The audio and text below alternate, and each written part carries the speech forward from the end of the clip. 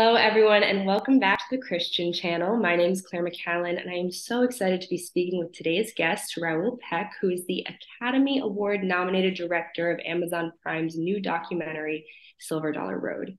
Silver Dollar Road tells a story of Black land ownership, specifically through the lens of the Reels family. But even further, it goes on to tell the story of a justice system that really is anything but just, and its attempts to strip Black families and Black Americans not only of their legacy economically, but also socially and culturally too. Raoul, welcome. Thank you for inviting me. Oh, thank you for being here. Such an honor. I want to start by asking how you got involved in this project. Well, it started with an inquiry that ProPublica did Mhm. through her journalist Lizzie Presser, who did an incredible job to unearth not only the story of the Reals family, but also the whole context, the economical context, the historical context, and the legal context of a certain number of laws that originally were there to help heirs property in particular. That means property that was inherited by the whole families to keep their land. And in fact, those laws have been used in many cases by interest parties, economical parties, promoters, to basically, I'm afraid to use that word, but to basically steal the land from people. I think And that's and a lot of the time, the families don't have the means to defend themselves. They don't have the money to, when the property have been put on auction, to buy back their property. If taxes are raised, and they can't compete because when the property suddenly is considered a touristic development project, if your property is near that, and of course you can't pay the taxes, even though that place was your livelihood or is your livelihood, where you were born there, you raise your children there, and suddenly the whole economy around it have changed, and basically you are pushed away. absolutely. It is unfortunately a story that we see playing over and over again in the United States. But in your film specifically, we look at this case of the Reels family. I don't want to give too much away because I think people should watch the film. But can you give the audience a little bit of a teaser of what the Reels family specifically is dealing with in North Carolina? Well, the Reals family basically own 65 acres of land that their ancestor got right after slavery times, and they bought that land. You remember the famous promise of 40 acres and a mule never happened. So most Black families started to buy the only land they could buy, which were basically swamplands, on the river, on the sea. And they made well with those lands. They really put them in a productive mode, and they worked the land. And in the beginning of the 20th century, around 1920, there were a lot of violence to get them out of that land. We forget that. The lynching started, by pushing Black farmers out of their properties. The big exodus toward the north, it was about land. It started with land. It wasn't so much racist, it was economic, you know. And basically, the Reals family, like many Black families and poor families, are very distant to the justice system. So they don't write a will most of the time. So the land ends up in what it's called heirs property, where the whole rest of the family inherited the land without saying, who has what piece of the land. It's just the whole community, the whole family. So it suffices that one very strange part of the family comes back and said, I want a piece, the piece that belongs to me. And that's what started the problem. In the case of the Rios family, it's a similar problem of a uncle who lives in New Jersey who came back and said he has a deed that his father his uncle had given him part of it, but nobody remembers when and how those papers came along, and basically it become like a succession of event and paperwork that the family has no capacity to follow. And the justice system itself was contradictory. Lawyers were not doing their jobs properly and not telling the family exactly what was going on, or failing to register certain paper that the family had, that certified that they owned the 65 acres. So without going into too many details, it comes to a point where the two brothers, Melvin and Like Curtis, who had their house on part of those 13 acres, that was the part that the promoters wanted to have, and they were assigned to vacate the land, destroy the houses, and give the land to the promoters. And they say no, all those people, they were born there. That's all they know. That's where they fish, they hunt, everything they need is there.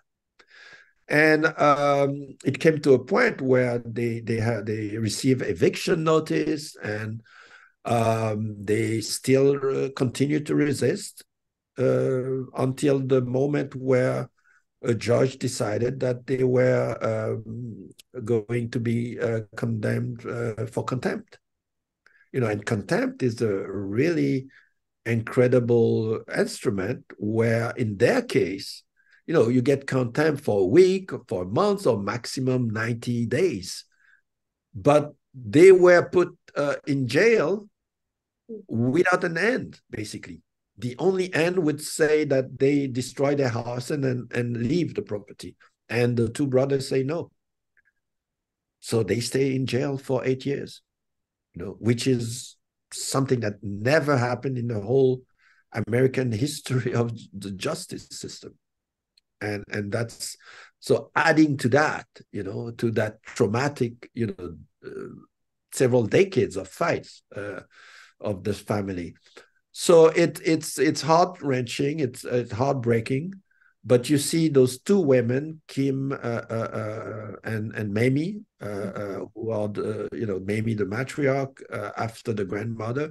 She's the one who took up the fight, and how they were able to be resilient and to fight and to keep the family together and fight their way through the system and have the two brothers freed. And the fight continues today to secure the rest of the property that they have. So that's a very, it's an incredible story. It's heart-wrenching. It's funny. It's because Mami is a very funny person, very energetic, and it's the story about who we are finally. Thank you. Obviously, it is a story about injustice and the legal system in the United States, about gentrification and developers, but it's also a family story, as you referenced, with all the different family members. What was it like getting to be part of the family for a little while and integrating into their community? Well, first of all, they welcome me, and thanks also to the work that Lizzie Presser have been doing for years before that. So I was introduced to them through Lizzie, which made things much easier for me. Usually as a filmmaker, you have to spend time with the people you want to film. They have to trust you. You have to explain what you want to do, and in that case, much of the work has been done. So I came into a family that was ready to talk to me, or ready to continue their work on this story. And I felt in love with that family because they remind me of my own family. I come from Haiti, and there are all land problems there too.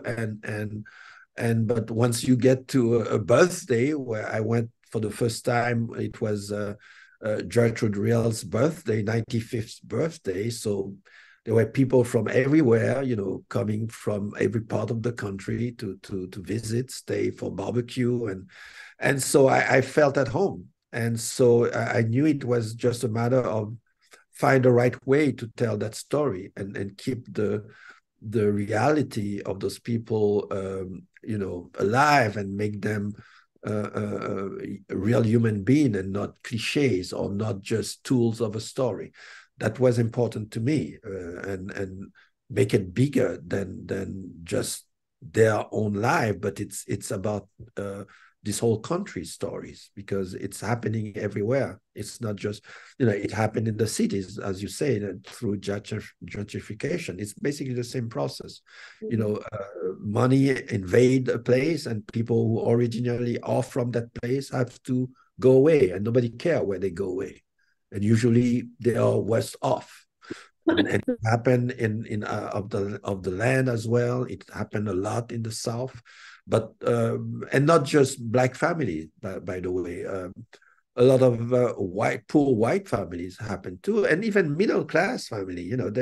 I don't know any family who doesn't have in its history a moment where they lost land, and usually they lost land through different issues of that has to do with justice, that has to do with money, that has to do with power. And that's the history of this country, unfortunately.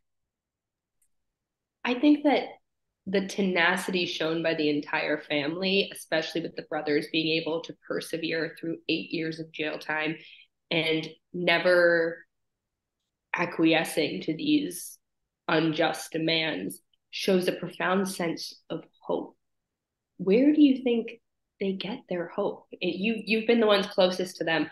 Where is Yeah. this hope springing from? Because it seems like it must be endless in order to carry you through all of this trial. I'm not sure that hope is a term, because I try to put myself in their place. Is like, basically, it's like somebody coming to you and say, uh, you cannot be you anymore. And there is no alternative. Those are men in their 50s and 60s. And you tell them, your great grandfather was born here. Your grandfather was born here. Your father, your mother were born here. You spent all your youth here. You made a living out of fishing, hunting, and farming. And you have to vacate to go where? The rest of the world is not their world. Mm-hmm. So you basically, I think they had no choice than to say no, because anything else is death, basically. So I think that's what, and they knew, where to begin. They are no young man anymore, where to begin. And they felt also they represented the whole family. Both men all the time said, they couldn't imagine not resisting, especially in front of their grandmother or their mother. They can't let that fight in the hand of the grandmother. That's their turn to resist. So there are all those moment and reality situation that I think fueled them and helped them resist, helped them survive. And even though it's still a traumatic experience for them, because you don't get out of jail after almost 8 years unscratched. Mm-hmm. It's traumatic. And I, if you've seen the film, even when Le Curtis said, I know why, I stay in my room. I know why I'm crying, years after that, and he's very clear in his head about what happened. And he knows very clearly what was done to him, and despite all that, they still are really a great human being. And at one point in the film, he says, you know, I'm so happy that I learned not to hate, you know, and he had all the necessary reason to hate everybody, to hate the world, to hate the situation, you know. And he said, I'm struggling because I do not want to hate. And that's strong. That's strong when a human being can say that. Absolutely. Where can people, I know that this interview is going to move a lot of our audience members to want to see the film. Where can they see it and when? It will be streamed globally through Amazon on starting October 23rd. Okay, wonderful. Thank you so much, Raoul Peck. I'm getting a sec. Oh, sorry, October 20th. Hey, Okay. that's okay. You now they'll be checking every day. They'll be Okay. refreshing it. So it's yeah. It's gonna be here October 20th on Amazon Prime for streaming. All Silver right. Dollar Road. Thank you so much, Thank Mr. you. Peck. Thank you.